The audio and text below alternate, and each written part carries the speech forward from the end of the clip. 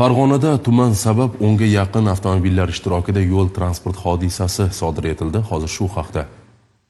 Bugun har bir haydovchini tashvishga solayotgan holatlardan biri bu yo'llardagi qalin tuman. Viloyat yo'l harakati xavfsizligi boshqarmasi mas'ullari esa tumanli kunlarda yo'llarda sodir bo'lishi mumkin bo'lgan turli ko'rinishdagi yo'l transport hodisalarini oldini olish maqsadida Farg'ona viloyati hududidan o'tgan xalqaro ahamiyatdagi A373 Toshkent-O'sh avtomobil yo'lida haydovchilarni hushyorlikka chaqirish va xavfsizlikni ta'minlash maqsadida yo'llarni yoritib, ogohlantiruvchi belgilar va chiroqlarni o'rnatganlar. Yana shuningdek, ushbu yo'lda transport vositalari harakati juda yuqori bo'lganligi sababli viloyat yo'l harakati xavfsizligi boshqarmasining safarbar guruhi xizmatga jalb qilingan bo'lib, yo'l patrul xizmati inspektorlari hududda tunu kun xizmat olib boradilar. Biroq shunga qaramay ayrim haydovchilarning qoidalarga amal qilmasligi natijasida achinarli avtohalokatlar yuz bermoqda.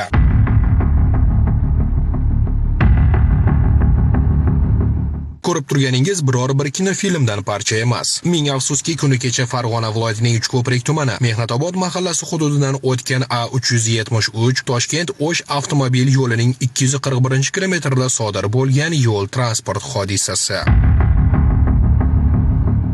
Orqa maketan bir safda turgan bir nechta transport vositalarining bunday achinarli holatga kelishiga haydovchilarning tumanli ob-havoda oraliq masofani saqlamaganlari va tezlik me'yorlariga amal qilmaganliklari sabab bo'lgan. Ushbu yo'l transport hodisasi natijasida tan jarohati olgan fuqarolar tibbiy yordam ko'rsatish maqsadida shifoxonaga yuborilgan. Belgilab qo'yilgan yo'l harakati qoidalariga talab darajasida amal qilmaslik oqibatida yuz bergan avtohalokat ming afsuski ayanchli yakun topgan. Shu o'rinda haydovchilardan tumanli ko'rish masofasi chegaralangan sharoitda tezlikni oshirmaslikni, oraliq masofani saqlagan holda transport vositasini boshqarishlarini so'rab qolamiz. Zero yo'l qoidasi umr foydasi. Elyor Ahmedov, Zamon informatsion dasturi uchun Farg'onadan.